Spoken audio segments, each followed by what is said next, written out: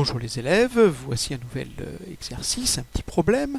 Nous savons combien il y a de litres de sang dans le corps humain, on sait combien il y a de globules rouges par millimètre cube de sang et nous connaissons la hauteur d'un globule rouge. Quelle est la hauteur qu'on obtiendrait si on mettait les uns sur les autres l'ensemble des globules rouges que nous avons dans un corps humain? Je vous laisse chercher cela, vous faites vos calculs jusqu'au bout. Et ce n'est qu'une fois que vous aurez trouvé une réponse que vous pourrez regarder la correction. Alors, nous avons donc 5 litres de sang, nous savons qu'il y a 5 millions de globules rouges dans 1 millimètre cube de sang. Globule rouge est assimilable à un cylindre d'une hauteur de 3 micromètres. Alors, d'abord, nous allons devoir calculer le nombre de globules rouges qu'il y a dans 5 litres de sang.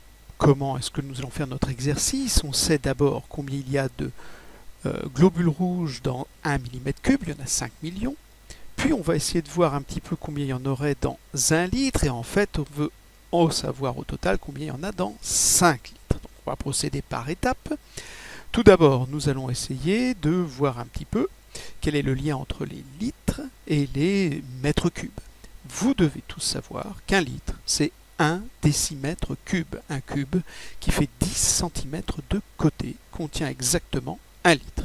Ceci est une connaissance générale que vous devez avoir sans qu'on vous le rappelle. Je vais donc devoir faire un tableau des unités. Alors attention, vous devez savoir que les mètres cubes, ce tableau-là, vous avez 3 colonnes par unité. Vous obtenez donc le tableau suivant, je n'ai besoin que des décimètres cubes, centimètres cubes, millimètres cubes, puisque je dois avoir le lien entre les litres et les millimètres cubes que j'ai dans mon énoncé. 1 litre, c'est 1 décimètre cube, c'est donc 10 puissance 6 millimètres cubes. Vous avez ici 1 décimètre cube et vous avez 3 et 3, 6 zéros à écrire en plus pour aller jusqu'à la colonne des millimètres cubes, ce qui nous s'écrit bien en notation scientifique 10 à la puissance 6 millimètres cubes. Ceci, c'est pour 1 litre.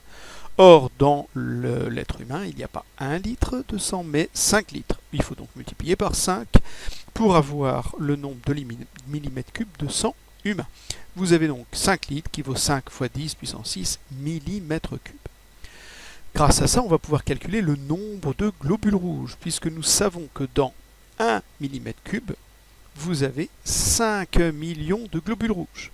On va donc devoir multiplier le nombre de millimètres cubes qu'il y a dans nos 5 litres de sang par le nombre de globules rouges qu'il y a dans 1 mm3. On va donc devoir faire 5 millions, c'est-à-dire 5 fois 10 à la puissance 6, ça c'est 1 million, fois à nouveau 5 fois 10 puissance 6, c'est le nombre de millimètres cubes que nous avons. 5 fois 5, ça fait 25. 10 puissance 6 fois 10 puissance 6, vous savez que vous ajoutez les puissances de 10, ça nous fait 12. On a donc 25 fois 10 puissance 12 globules rouges dans 5 litres de sang. Alors, maintenant que nous avons le nombre de globules rouges que nous avons dans nos 5 litres de sang, nous allons devoir chercher quelle hauteur on obtient quand on met les globules rouges les uns sur les autres. Ainsi, si on ne pouvait le faire, quelle hauteur obtiendrait-on? Nous savons qu'il y a 25 fois 10 puissance 12 globules rouges et que un globule rouge mesure 3 micromètres. Alors, qu'est-ce que c'est qu'un micromètre? Ça, vous devez le savoir. On l'a dans la leçon. 1 micromètre, c'est 10 puissance moins 6 mètres. Il nous suffit donc de multiplier le nombre de globules rouges par la hauteur d'un globule rouge pour avoir la hauteur de la totalité des globules rouges qu'on obtient. On va donc faire 25 fois 10 puissance 12 multiplié par 3, puisque c'est 3 micromètres, fois 10 puissance moins 6. 25 fois 3, on obtient 75. 10 puissance 12 fois 10 puissance moins 6, on fait 12 moins 6, ce qui fait 6. Ceci n'est pas une notation scientifique. Si je veux une notation scientifique, 75, je le transforme en 7,5 fois 10, ce qui me donnera 7,5 fois 10 puissance 1 fois 10 puissance 6, c'est-à-dire 7,5 fois 10 puissance 7. Si vous faites une transformation, vous allez obtenir, pour avoir une unité qui donne une meilleure idée de ce que cela représente, 75 000 kilomètres, ce qui est absolument considérable puisque, pour information, le rayon de la Terre c'est seulement 6300 et quelques kilomètres.